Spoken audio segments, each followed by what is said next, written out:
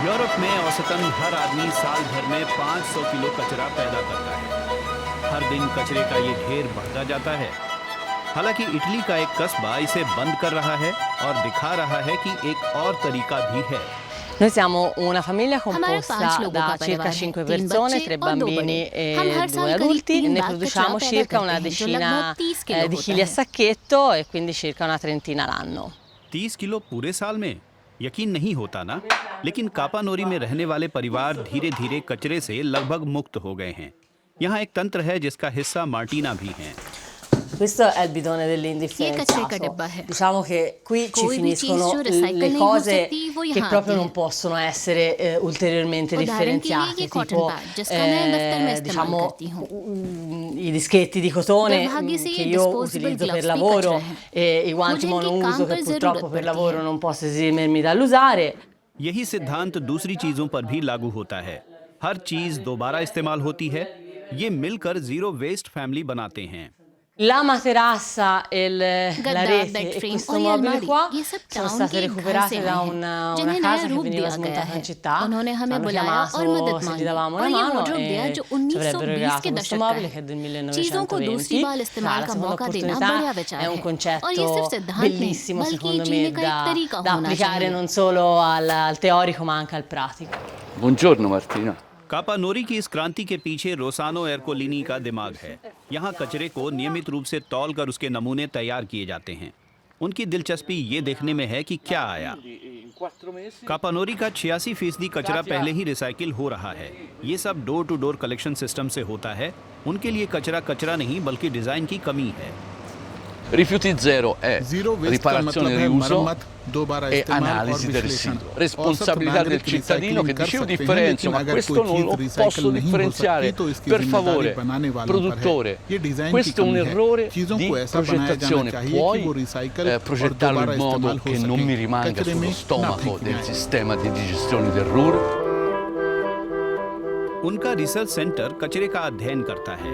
ऐसी चीजें जो अक्सर कचरे में दिखाई देती हैं, उनकी लिस्ट बनाई जाती है। इसके बाद रिसर्च सेंटर उसे बनाने वाले से संपर्क करता है। कंपनियां अक्सर कदम उठाती हैं। उनकी दिलचस्पी भी साथ मिलकर रिसाइकिल किए जाने वाले विकल्प ढूंढने में है। 107 prodotti che dal nostro punto di vista rispondono al criterio di essere perlomeno efficacemente riciclati, in alcuni casi virtuosamente riusabili e così via. कापानोरी में 46,000 लोग रहते हैं। हर परिवार अपना कचरा छांटकर अलग अलग थैलों में डालकर घर के सामने रख देता है। कचरा जमा करने वाले भी देखते हैं कि कचरा ठीक से छांटा गया है या नहीं। टाउन के एक छोर पर बने ये गोदाम दिखाते हैं कि जीरो वेस्ट जिंदगी कैसी होती है। म्यूनिसिपैलिटी के पास ही 6 रिसाइकलिंग सेंटर हैं। यहाँ कपड़े, फर्नीचर और दूसरी तमाम चीजों को दोबारा इस्तेमाल के लिए तैयार किया जाता है। Sembra spazzatura, in realtà è una risorsa enorme per noi, sono cose che ci vengono donate, vengono portate qui dal cittadino. Purtroppo abbiamo dei rifiuti, poi diciamo un 10% comunque va in discarica, però il 90% trova una nuova vita o nel canale della gratuità oppure in quello che è il nostro emporio. ये जो गोदाम की तरह दिख रहा है वो किफायत ढूंढने वालों के लिए खजाने जैसा है। यहाँ सामानों को दूसरी जिंदगी मिलती है।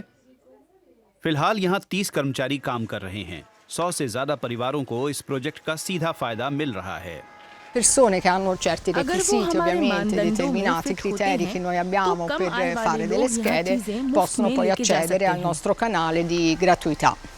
एक तरफ इसके जहां सामाजिक फायदे हैं, वहीं ये जलवायु परिवर्तन के खिलाफ एक ठोस कदम है। जब मैं किसी चीज की मरम्मत करता हूं तो नए कच्चे माल की जरूरत नहीं होती, न ही निर्माण में कोई प्रदूषण होता है।